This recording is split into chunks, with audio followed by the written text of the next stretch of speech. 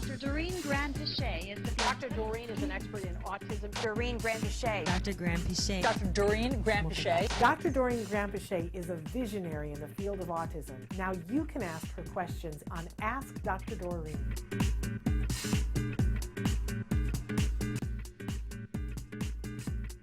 Okay, we're saying good morning to Christina. She's asking specifically about 5-year-old in early intervention preschool 2 days a week.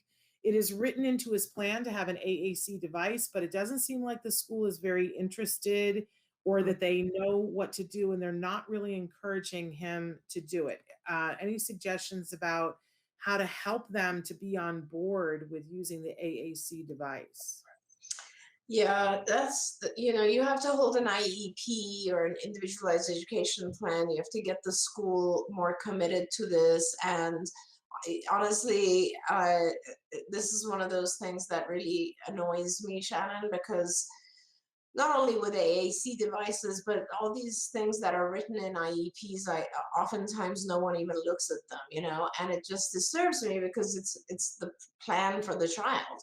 So you just have to be the parent that continually bugs the school and makes sure that they are actually using it. Maybe send reminders, contact the teachers constantly, just say, please, I really need this.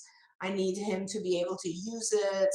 His behaviors are much, much better when he uses the AUG device. Everybody needs to get on board, that sort of stuff. You just have to keep asking them. And let's be honest, you could gift them a training from IBT about using AAC devices in the classroom. That's something that you can do. I always say you catch more flies with honey than with vinegar, right? And then you go in, right? Try to give them the training, try to reward them into doing the thing. But if all else fails, the truth of the matter is that, you can start saying this is a legal matter. You're not in compliance. One of the things that I've heard parents say in a letter or loudly publicly is, this is equivalent to you saying that my child can't use their wheelchair, because this is a disability issue and you're denying him his voice by refusing to use this device. Would you do that if my child were in a wheelchair? Sometimes you can shame them into it. But if you can't, if you tried all of those things, then you start lawyering up and doing all of that fun stuff. Kimberly says, I have a teenager son that is 17 years old. He's on the spectrum. He gets huge anxiety when he is reminded to do things he already knows how to do. Do you have some advice to help him with his anxiety during this time? So why don't you write back in, Kimberly, and tell me what behavior you see that you think is anxiety. What does he do when you remind him to do things?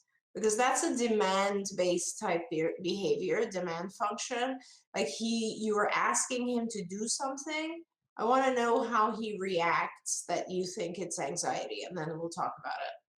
Can I also ask too, if he already knows how to do it, why are we reminding him to do it? Did he forget to do it, or because I know, I have a 17-year-old, and when I remind him to do something that he was going to do, he does not like it. I wouldn't say that it causes anxiety. I would tell you that it ticks him off.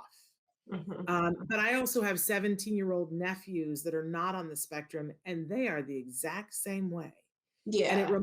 And it reminds me of that typical 2-year-old thing when the typical 2-year-old says, I do it myself. And they're so furious. I do it myself when you're trying to do something for them. And they're like, get back. And what is that? That's control. And that's kind of what I was talking about before, is that a lot of times, one of the things that really disturbs our kids, and particularly all teens, is they want control. They want control of their own decisions, their life, etc. But isn't that a good thing? Yeah. Isn't that what's supposed to happen? Isn't that one of those things that it's like, boy, they're right on schedule? If at 17 they're wanting to lead their own life, that's the good news. I think for me, the scary part is, have I given him enough things? Does he know enough that he can? Yeah. And I try to focus my energy there. I don't know.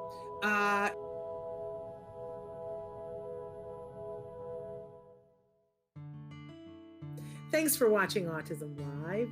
If you found anything helpful in this video, please give us a like. In fact, make sure that you smash that subscribe button on YouTube and give us a like on Facebook.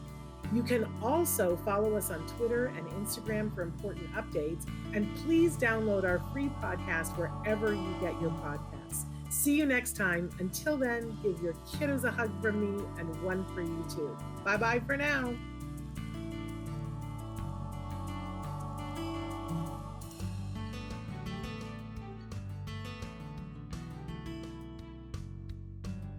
To subscribe, click here. And if you'd like to check out some more of our videos, click here.